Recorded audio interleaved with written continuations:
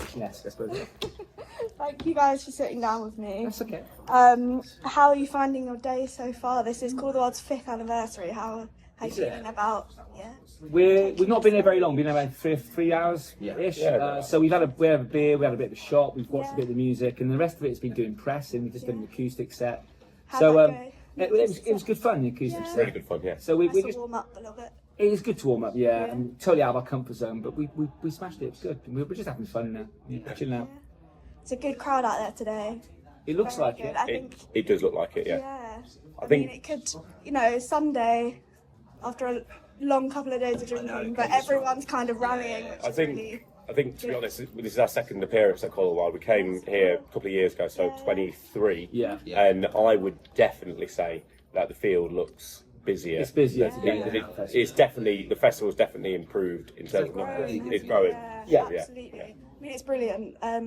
And coming from Nottingham's rock scene, obviously you've got iconic venues like Rock City, like in your blood, I can imagine. How does it feel kind of bringing that hometown grit to the Lincolnshire Showground? How are you feeling about it? Well, it's not too far, I suppose. Not too far. We've just, this is the 10th date in a row we've done. We just finished the tour. Yes, so we've been all over the country. We didn't play Nottingham, which is weird. Really? But But we don't play Nottingham that much, really. Nottingham's a cool place. It's got a great music scene. Yeah. It still attracts rock and roll people, I suppose. And I think, when we played abroad, and then people ask where you're from, and you say Nottingham, they know it for a couple of things, but one of the things they know it for a lot is the music. Sure. So of course. We went to Spain in February, and people, people generally saying, like, oh, you're from Nottingham, Nottingham Rock City, I'm from Robin Hood, of course. Of course. Which actually, there's nothing to see regarding Robin Hood. Probably a stick leg statue. It's big legs, which I climbed through, and you climbed through, and the Major Oak. But generally, it's quite a famous city, isn't it? So, I think we're feeling confident about it, we're feeling good. And kind of like, a local-ish gig for us compared to where we have been. So, I mean, I've caught you guys mainly back in Islington, Hope we played there last Saturday, Hope It was sold out. Brilliant. So it's great to play. It's a small venue, isn't it? It's a great iconic venue. But we sold it out last Saturday. It was immense, wasn't it? It was an immense show. Really? And I dug out a pair of red plastic jeans that I had, and they were a one-time wear. It was so hot in there, they melted. They melted. Yeah. They're in a bin somewhere now. Well, they're not actually. They're actually in my living room, and I'm debating what to do about them. But I might repurpose the fabric for something else. So they're not all melted, only certain bits. So I mean, it's hot down there at the best of times, but the lower half of the leg we can still reuse. So. And you guys, as you said, have been on tour with Suicide Bombers and Trench Dogs. Yeah. And obviously they're both here today. Yeah.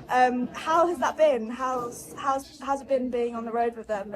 It's been really good. I mean, obviously we've never played with either of those bands before, and with all three bands a little bit different. Yeah. But I suppose we share kind of a similar audience, and the turnout every night has been brilliant.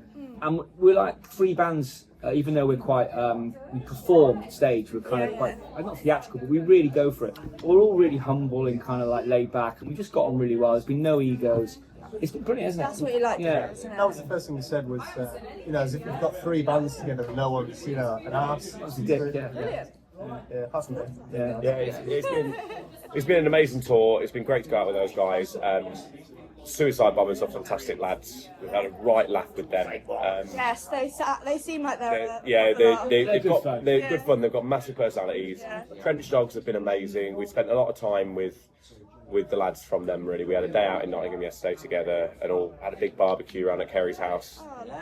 Wholesome. Yeah, very wholesome tour. A very wholesome tour. You're just biting into a hot dog and just being like, this is That is good. yeah. Really good, really good. So I'd say it's been fantastic to go out with these guys. All the gigs have been fantastic. Loads of people have turned up. Everyone's enjoyed it. Awesome. brilliant.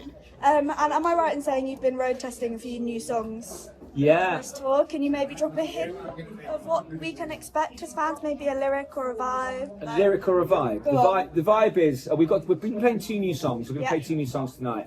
Lyric, I mean, the same old convoluted nonsense, really. We like wordplay in our songs, so we like how words sound and the kind of how they scan. And the songs are kind of classic. I think they're classic Continental Lovers songs. I think so, yeah. Big hooks, big riffs. But all our songs, I think we're quite difficult to pigeonhole because we kind of get called like a glam band or a sleaze band. But our songs got really big kind of pop hooks, I think. Yeah. And both these two songs we've been playing. One's called Bad Little Go Go Girl, which is a fun title, and one's called Do It Again. They both got big choruses, and that's what we do really. I think the other thing to note as well is like I say, we were a big chorus band. We want people to have that hook, and a lot of the songs are very in and out. Yeah. But also, a lot of our songs are quite different, and these two new ones are in that way. So, Bad Little Go Go Girl is the verse is not a typical verse as the way we would play it, and then Do It Again has also got like a middle eight section which sort of like uplifts and detracts from the actual melody as such. So it's got like a little surprise in there. I'm intrigued. I don't think we're very predictable. Our songs are kind of like, they're not very predictable. They kind of think like, oh, we're kind of a meat and potatoes rock band, but we're not. We've got like weird hooks, weird signature changes, weird chord structures. I don't know where it comes from. We're just kind of a bit eclectic, but it works, doesn't it? It does Yeah, work. it I definitely mean, works. it's been great with the two new songs because we've been in the rehearsal studio working on them together, and we all sat down and gone, right, this is like Joe says, the bare bones of the track. These are the chords, these are the lyrics, this is what we're doing. And then we've gone through each section over the course of, like 3 hours together and gone, right, let's have a look. Then exactly 3 hours. Well, 3 hours and come back to it. But and gone through it and gone, right, what could this sound like? Who's got ideas here? And then Ace will pipe up and say, oh, I think we should do this. We'll try it. Kerry will go, what about this? And then you've got your whole thing. Proper collaboration. Yeah, it has been a proper collaboration. Talent is kind of coming in. Yeah, Yeah. definitely, yeah. Definitely. Now, Joe, you've mentioned loving the Beach Boys. Those sounds. Apparently, I've got it written down. Really? I do love the Beach Boys, yeah. Correct me if I'm wrong. I do love the of Beach course. Boys, yeah. I was a Beach Boys obsessive at university. Really? Yeah, I would collect all their records, yeah. Now, if you could jump into a studio with any rock legend, dead or alive, and I will obviously throw it around to the rest of you guys, who would it be, and what kind of track do you think you would cook up together?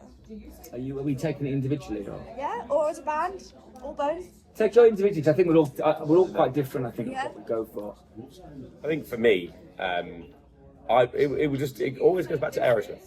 I just want to be around Aerosmith. That's just great. Around them. I don't want to play. Yeah, just Be in the same room. just giving Joe Perry a massage whilst he's like shredding, whatever. But no, for me, I think that's sort of like one of the first bands that I ever listened to, and the first band that I sort of fell in love with. Like that is fucking good.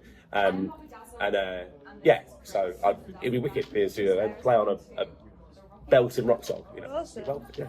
Go on. This is a bit of a weird one, so I'm not a huge fan of them per se, but you've got to say Paul McCartney. I'd love to record with Paul McCartney. How cool would that be? Yeah. Imagine him playing bass on one of my songs. It'd be amazing. And doing the woo back and vocal. So I'd go for Macca. If Brian Wilson, but Brian Wilson can produce. Okay. Yeah. Good. Macca produced by Brian Wilson. Yeah, but yeah. I think I'd go for like Tiny Tim or something. Yeah, Tiny Tim. Tiny Tim, yeah. Zippy. Ask him how he does his hair and what's going through his head. Don Henley's The Eagles is my favourite singer, favourite vocalist. That's a good one. Apart from me. Yeah, apart from in a second. Sure. That's a given. You don't Yeah. have to say it. Yeah, probably. Awesome. And just one last question. I ask this to everyone that I interview, and you can give me a serious answer or a silly answer. I have had both ends of the spectrum. What if you could give up and coming bands who are just starting out or wanting to start a band any piece of advice? What would you give them? We had a question like this a year ago, and this doesn't sound like arsey, but my advice would be enjoy what you're doing. Spend loads of time writing good songs, Yeah. and if you're not happy with your songs, they're not good enough. Yeah? Get to the stage that you're happy doing it, and because ultimately you make music for yourself. Really. Yeah. If you're starting to write songs because you want to be famous or popular, but you don't really like the songs, then what's the point? Yeah. Enjoy what you're doing, man, and find really good people to do it with too. Because this industry is really cutthroat, and we're really lucky that all four of us get on really well. But we've all been in bands with people that we don't like. Yeah.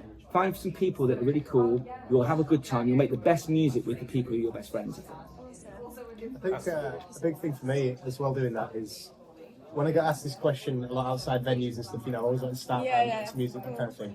I would say don't sit in a practice room too much going over the small details. Yeah. go and learn some Ramones covers and just get good live. Yeah. Get good at like lifting things and talking to people and just being used to having eyes on you. That's really important. Because there's so many people who are so talented. As soon as they hit stage, they really, you know. Yeah. I think it's a really good idea to get out there and socialise and kind of flex your muscles at that. Really, that's a thing people overlook a lot. You know what I'd say? I'd say when you go to bed at night, just plug your phone into the charger, plug it into the wall, and just charge it overnight. Have a good charge, because some people don't do that. Maybe no names. That's a great piece And then of they turn on the next day and go, oh, I'm on 3%, I'm not dead. And then you're like, not named. Is it victims? You know what? Portable chargers are really cheap. They are, yeah. But sort of. So keep your equipment in good nick and ready When to go. you spend all your money on, don't spend all your money on beer basically, because then you can afford to buy the things that you really need. Portable chargers. As I do as I say, not as I do. It is, yeah, absolutely. You know, sort of still haven't learned actually. But I think on a serious note as well, believe in yourself. Just believe in yourself. You know, like just have belief that you know you can do it. Like you know, like I say, you get all those things down and then just go, get out there, believe in yourself, and put your best foot forward on the stage, and people go, fucking hell, that was good. Pose in the mirror. Good. Pose in the mirror, very good. Yeah, play in front of the mirror. Yeah, playing front. That's really that is genuinely good. Playing front of the mirror. Absolutely. Yeah. That's what you're reflecting back to the audience, so you want to be happy with what you're putting out. Yeah. I think it's- And check all your rock poses while you're doing it. Absolutely. Yeah. Make sure that, Absolutely. you know. But I think like hopefully you'll see us later. We're a band that have a lot of fun on stage. We move a lot. We interact quite a lot. You know, there's nothing. I've got nothing against bands who don't do that, but I get a bit bored watching bands who just stand there looking at what they're doing. We don't really do that. We're all over the From a shop. photographer's perspective, it's like a gift when everyone moves around. Good. It's active. Well, we're your gift today. Well, I've shot you before. I know that you make great photos. We've got more room today as well. Yes, you do. You've got lots of room. Amazing. Thank you guys so Thanks so much for that. Thank Really you. appreciate Enjoy it. your set. Thank you. I'll be there with my camera. Awesome.